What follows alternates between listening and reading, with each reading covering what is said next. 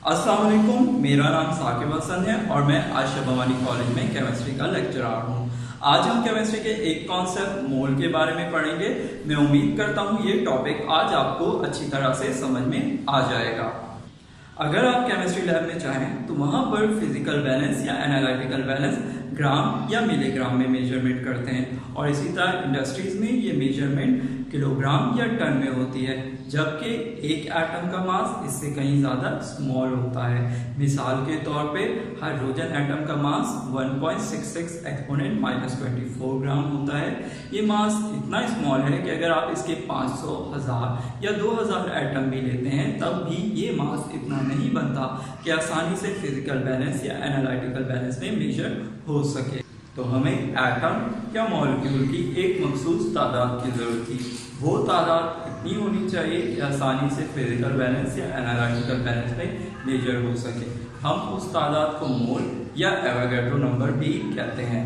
Avogadro number की या मोल की वैल्यू 6.022 एक्सपोनेंट 23 होती है, यानी एक मोल में 6.022 एक्सपोनेंट 23 मॉलिक्यूल, एटम या आयन हो सकते हैं।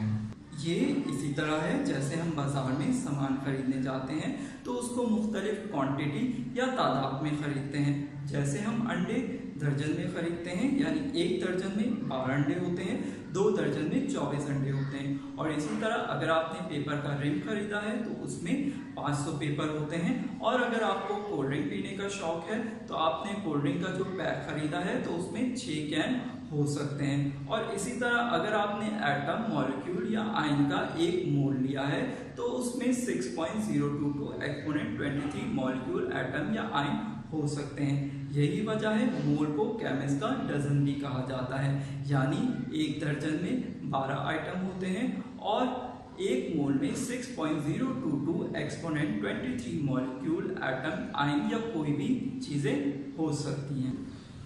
मोल अमाउंट ऑफ सब्सटेंस का ऐसा यूनिट है। इसकी वैल्यू इतनी ही है जितनी एक पैराग्राम कार्बन में एटम होते हैं, यानी इसकी वैल्यू 6.022 एक्सपोनेंट 23 होती है। इस नंबर को हम एवोगाड्रो नंबर भी कहते हैं। मोल बतौर काउंटिंग यूनिट एटम या मॉलिक्यूल को गिनने के लिए इस्तेमाल किया जाता है। ये इसी तरह है जैसे हम आम चीज़ों को गिनने के लिए दर्जन का इस्तेमाल करते हैं। किसी भी एलिमेंट या कंपाउंड के एक मोल का वजन उसके ग्राम एटॉमिक मास या ग्राम मॉलिक्यूलर मास के बराबर होता है। हम मोल के कॉन्सेप्ट की मदद से किसी भी एलिमेंट या कंपाउंड को वजन करके उसके अंदर मौजूद एटम या मॉलिक्यूल को गिन सकते हैं।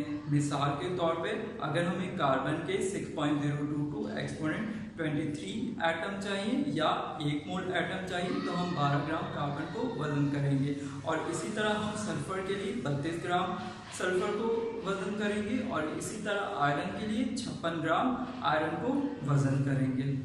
किसी भी एलिमेंट या कंपाउंड के एक मोल का वजन ग्राम में मोलर मास कहलाता है।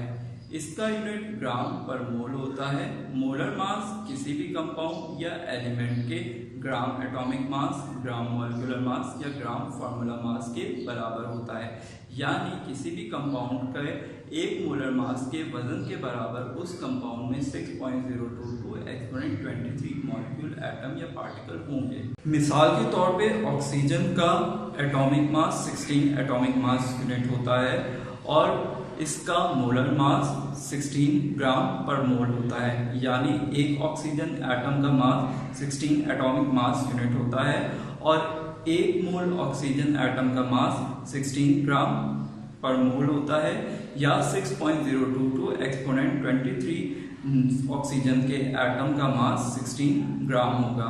और इसी तरह नाइट्रोजन मॉलिक्यूल का molecular mass 28 atomic mass unit होता है, तो इसका मोलर मास 28 ग्राम पर मोल होगा, यानी एक नाइट्रोजन मॉलिक्यूल का मास 28 एटॉमिक मास यूनिट होगा और एक मोल नाइट्रोजन जिसमें 6.022 एक्सपोनेंट 23 नाइट्रोजन के मॉलिक्यूल होंगे उसका मास 28 ग्राम होगा। और ऐसे कंपाउंड जो मॉलिक्यूलर नहीं होते यानी आयनिक कंपाउंड, तो उसमें हम मॉलिक्यूलर मास की टर्म के बजाय फार्मूला मास की टर्म को यूज करते हैं। जबकि मोलर मास मॉलिक्यूलर कंपाउंड और आयनिक कंपाउंड दोनों के लिए इस्तेमाल होता है। मिसाल के तौर पे सोडियम क्लोराइड का formula mass 58.5 atomic mass unit है, तो इसका मोलर मास 58.5 ग्राम पर मोल होगा। तो आज हमने पढ़ा मोल अमाउंट ऑफ सब्सटेंस का ऐसा यूनिट है। मोल के कॉन्सेप्ट की वजह से हम किसी भी सब्सटेंस का वजन करके उसके अंदर मौजूद एटम, मॉलिक्यूल या फार्मूला यूनिट को गिन सकते हैं। एक मोल में 6.022 एक्सपोनेंट 23 पार्टिकल होते हैं। इस वैल्यू को हम एवोगैड्रो नंबर भी कहते हैं। मोलर मास किसी भी सब्सटेंस के एक मोल का वजन ग्राम में मोलर मास कहलाता है। मोलर मास की value gram atomic mass, gram molecular mass या ग्राम फार्मूला मास के बराबर होती है। आज के लिए टॉपिक इतना ही। इंशाल्लाह हम नेक्स्ट वीडियो में मोल की कैलकुलेशन करेंगे, तो वो वीडियो भी आप जरूर देखिएगा। तो अल्लाह हाफिज, बाय बाय।